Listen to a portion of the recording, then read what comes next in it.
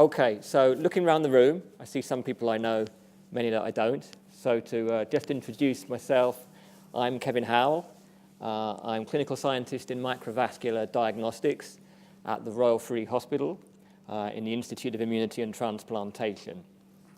And my job for Professor Denton is to make the measurements of the small blood vessels and small blood vessel flow so we have a better understanding of your Raynauds phenomenon and the small vessel effects of scleroderma.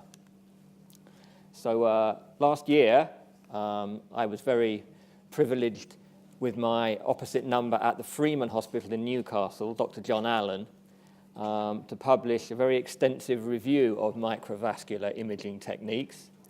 So I thought I'd bring for you this afternoon a quick review of some of the techniques that we mentioned in this review, where they're relevant to Raynauds phenomenon and scleroderma.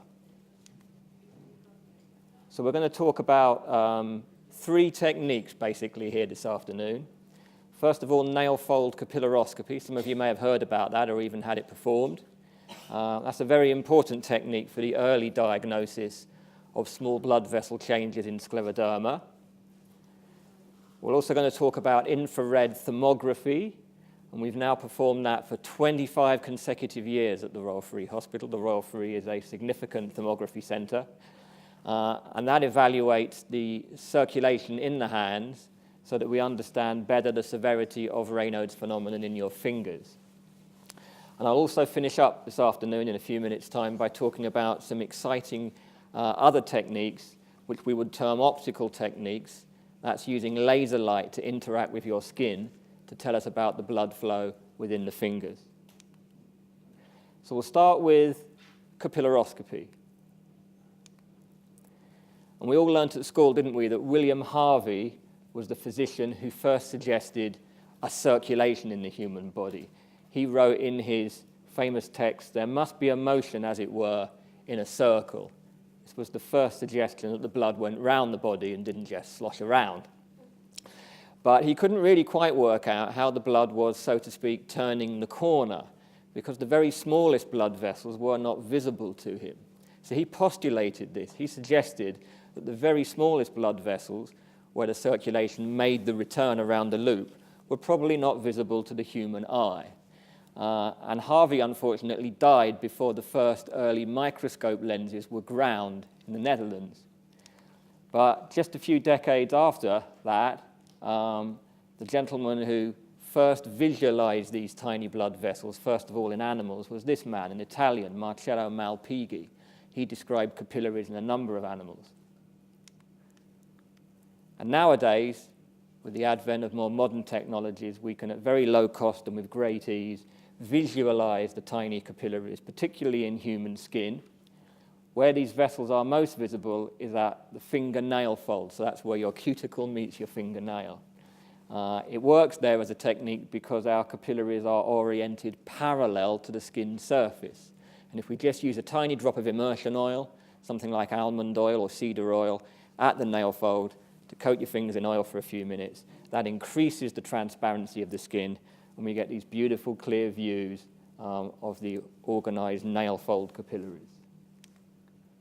And nowadays there are a number of commercially available, quite inexpensive devices that are able to give us these beautiful pictures.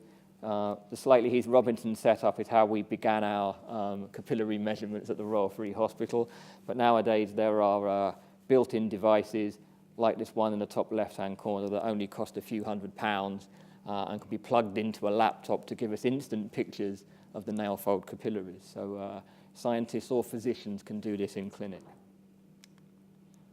Why is this important in scleroderma? Well, these small blood vessels change their appearance, often quite radically, and often very early in the disease. And it's not a new idea. If we go all the way back to 1925, this paper by Brown and O'Leary shows a plate in their paper of capillaries photographed at around 100 magnification. And you can clearly see some of these capillaries are rather changed in size compared to some nearby ones. So the row of neat little vessels I just showed you with the more modern technology has somehow been changed by the onset of the disease.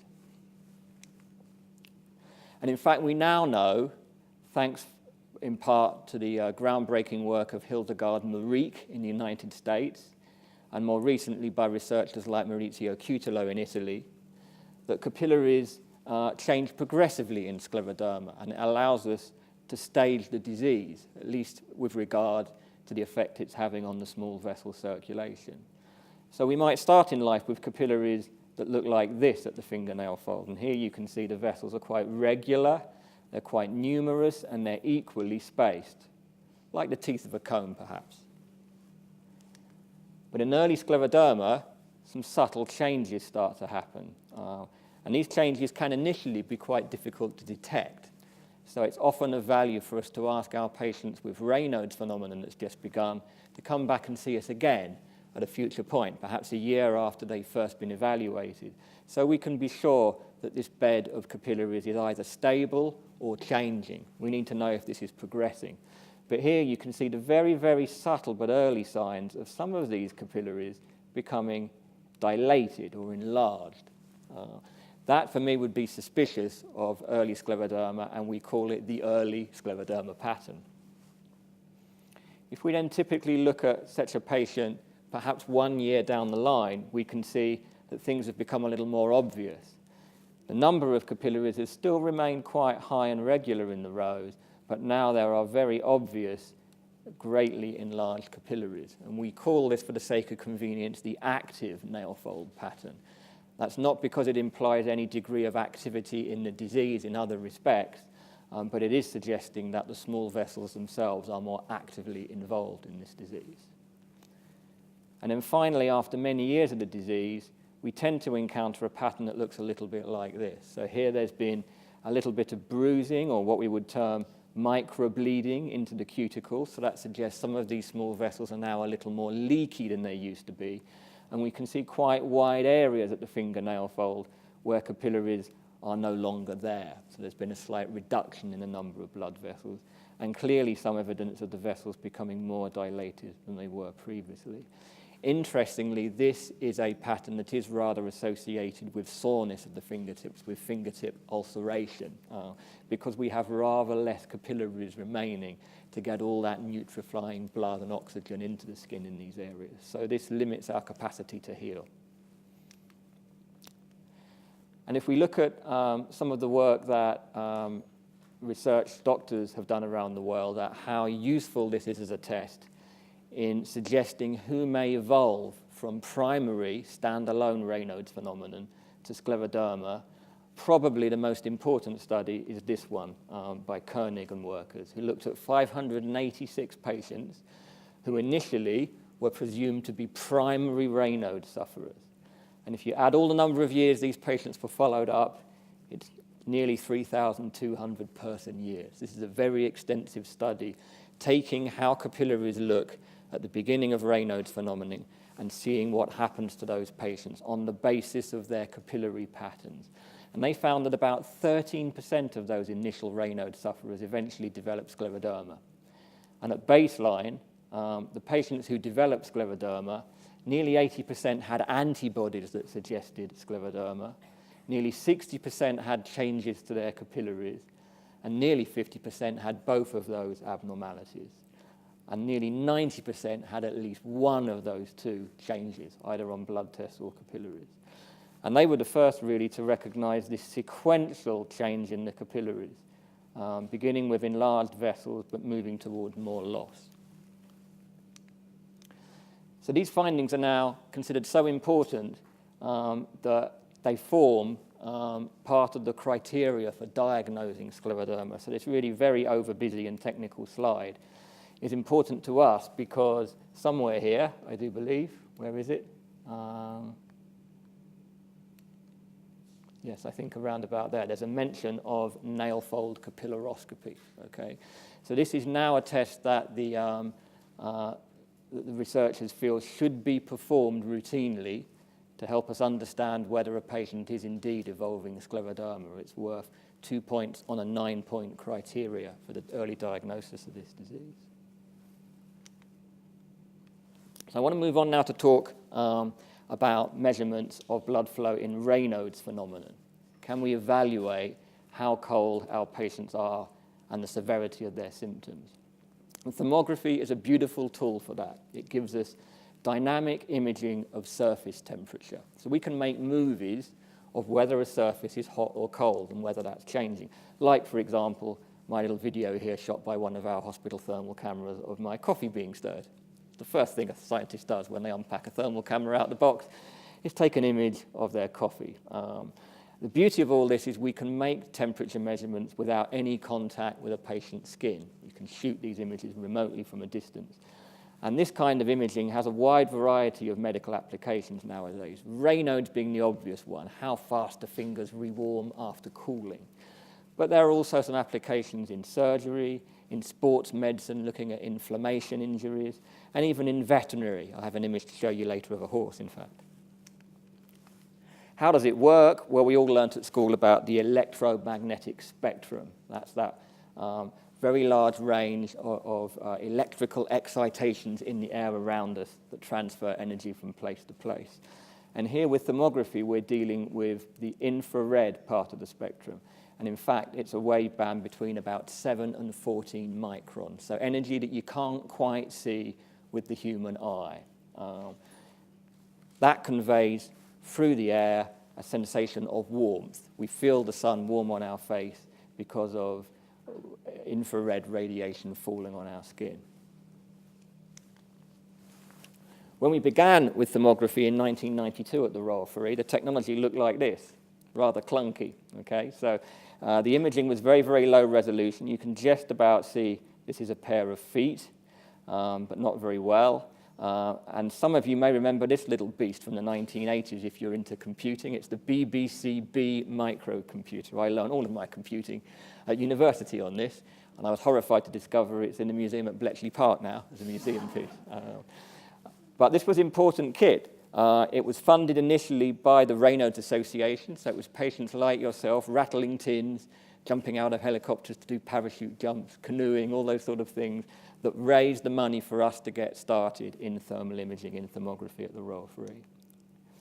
And this camera worked hard, even though it was basic technology. It allowed us to publish temperature measurements on a number of studies looking at temperature of the toes in Raynauds phenomenon, looking at medicines like serotonin and how readily they could cause the fingers to rewarm after cooling, and even looking at illnesses like localized scleroderma or morphea, so we could see the inflammation at the skin surface in that illness.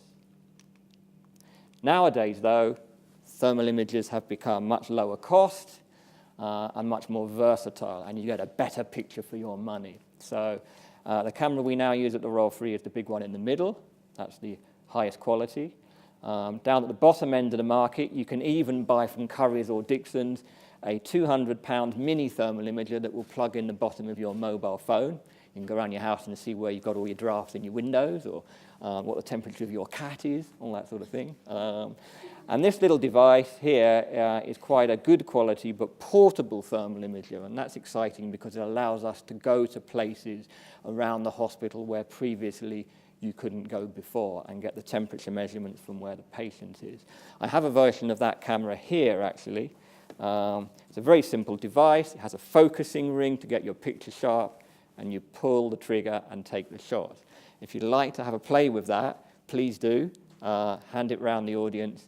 I look forward to seeing your selfies from that camera later on. You probably need to be 2 or 3 meters away from the subject to get really good pictures, so maybe shoot photos of each other, okay?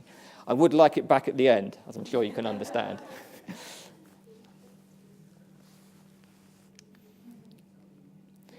So, the mainstay of using thermography to understand your Raynauds phenomenon is this very simple process we call the cold challenge test. That involves gloving your hands and placing them in water at 15 degrees centigrade for a minute. That's where people normally pull a face at me, but it's not actually very tough, and we don't make Raynauds happen from that cold challenge. You don't create color change in the fingers. We then simply monitor how fast the patient rewarms using one of these thermal imaging cameras. And you can see in this lovely video here, which actually is from my hands, after I'd been using the mouse at a keyboard extensively, and I am left-handed, so that would be the right hand on the image. And you can see, greatly interesting, isn't it, that the finger I use all afternoon before I undertake this process has failed to rewarm. So actually using a mouse or a keyboard a lot may influence circulation, as well as Raynauds phenomenon. Other than that, I think you could conclude my rewarming back to a nice bright red temperature is entirely prompt and normal. We can also take these portable devices into areas like clinics or theatres and look at processes that may need to be monitored live. Here, my colleague, Professor Peter Butler, who's the plastic and reconstructive surgeon at the Royal Free, is injecting into the fingers Botox. We're very interested in this as a technique, as a possible treatment for Raynauds phenomenon. It's very early days yet, but thermal imaging gives Professor Butler some indication that he is getting a response, a warming of the fingers from the injection of Botox before we say to the patient they're ready to go home. You can see in this beautiful video here that there is a gradual rewarming of the fingers from where the Botox is injected.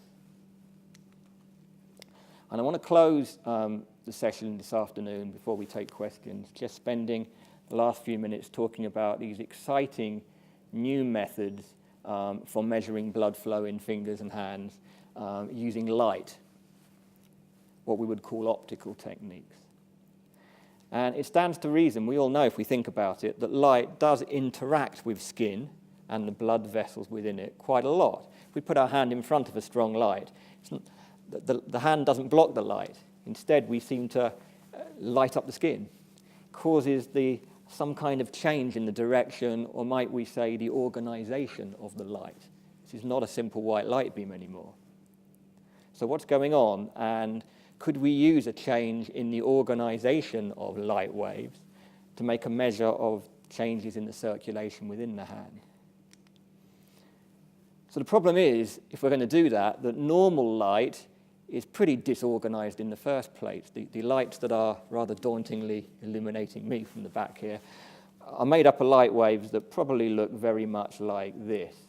So if we're going to use that to put into skin and make a measurement as to whether that light has become even less organized, you wouldn't really want to start with that. It's pretty jumbled up in the first place. Lots of different colors and light beams going in all sorts of different directions.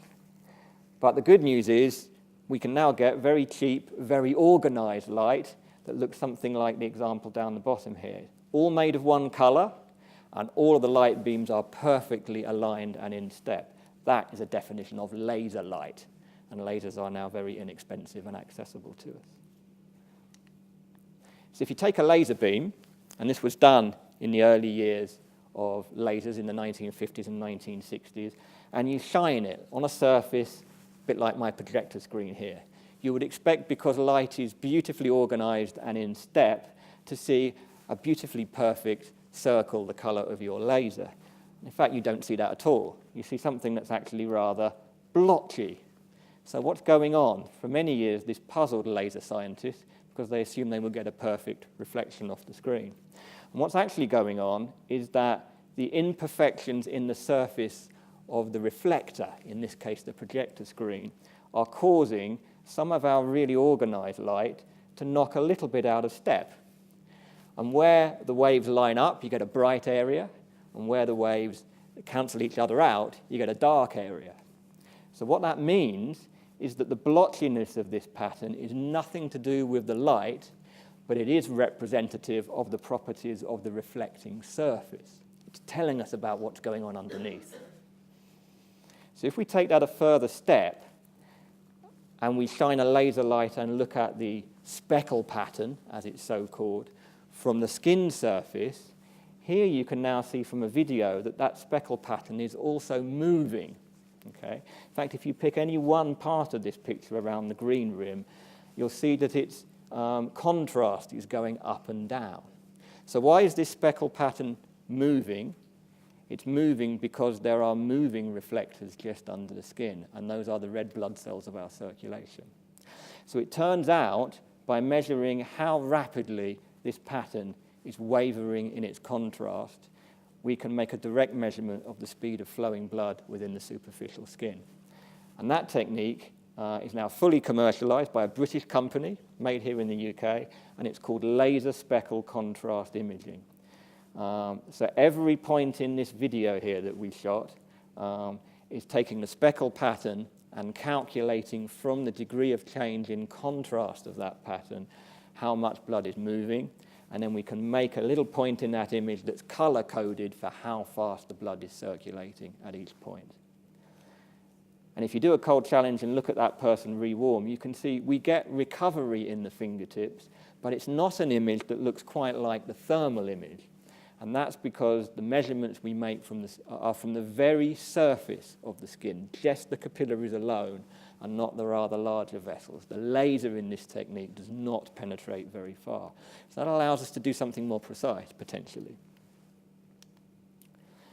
What we've been working on most recently of all at the Royal Free, along with the team in Manchester, you've met Dr. Herrick this morning, is to look at whether techniques like thermography and laser speckle are effective as outcome measures for Raynauds phenomenon. So by an outcome measure, we mean something which reliably measures whether whatever it is we're measuring is getting better or worse. So to be a really good outcome measure of Raynauds phenomenon, any technique we use should be valid. That means it has to make sense. If your doctor said, in order to measure your Raynauds phenomenon, I'm going to measure your height and weight, you would think that doesn't make a lot of sense. It's not valid. But techniques that measure your finger temperature or your finger blood flow clearly have some validity. So these techniques, we would hope, pass the test of being valid. But they also need to be responsive measurements. If you are getting better, the numbers acquired from these tests need to suggest that you are getting better. The numbers need to improve. And finally, any good outcome measure needs to be reliable. So in other words, the measurements that we take should be dependent on you getting better and not because of some other factors like the day of the week. A good example there would be perhaps if the weather changes. That's something we've been looking at. We should still be able to measure your Raynauds reliably, be it in summer or in winter. So that leads us on to the VALID study. And the objectives of that study were to determine the reproducibility of cold challenge, that's cooling the hands in water, and then measuring the responses using both the laser speckle camera and the thermography camera. So that envisaged having two pieces of technology around the patient at the same time while we made measurements. And then we looked at the measurements we got from that and compared them between observers. Okay, so we were comparing both local and a central reader. So the images we took, for example, at the Royal Free were sent to Manchester so that those same pictures could be evaluated by the software that tells you the blood flow. And we tried to determine which of laser speckle and thermography have better reproducibility and feasibility. Now, this is so new that I can't answer that for you. The team in Manchester are working on it as we speak. And these centres were involved. Most of these are the major scleroderma centres in the UK that have some ability to make microvascular measurements. We were aiming to include 180 patients with scleroderma, all cold challenged twice, so that we can see the reproducibility of these techniques. And our progress to date has been, well, we finished the recruitment for the winter time in February this year. In total, with a few dropouts, 158 patients were recruited. That should be more than enough to answer our question. By the end of March, we'd completed all of the analysis at each local hospital and sent it off to Manchester. They've already looked at that data, and we have a final meeting coming up in a couple of weeks' time to look at the outcome from those results. So it's quite an exciting period from this study, and I suspect the next things you hear in public will be from the Manchester group explaining what we got with this. So in bringing the talk part to a close, I should just acknowledge these good people who've helped me with this talk. Andrea Murray has led on the VALID study up in Manchester. Peter Butler for his Botox work. David Bishop has shot that beautiful video of us injecting a hand with Botox, blended in with the thermal imaging. Chris Denton, of course, always gives great support to me on designing talks. And my colleague, Dr. Maria Sirocco in Lower Silesia in Poland, who I've been working on a little bit with equine thermal imaging in my spare time. That's become quite an area of interest to me. And she's responsible for supplying this little video, which I'm going to use to close the meeting. So in conclusion, microscopic techniques, making the small big, thermal techniques, infrared thermography with laboratory-based or portable devices, and even laser techniques like creating a speckle pattern on the skin surface can all help us assess the small vessel circulation in Raynauds phenomenon. And I am very pleased to say that UK scleroderma centres are at the absolute forefront of this research. We probably lead the world. Thank you for your attention. Hope you're all still awake. And I'll take any questions.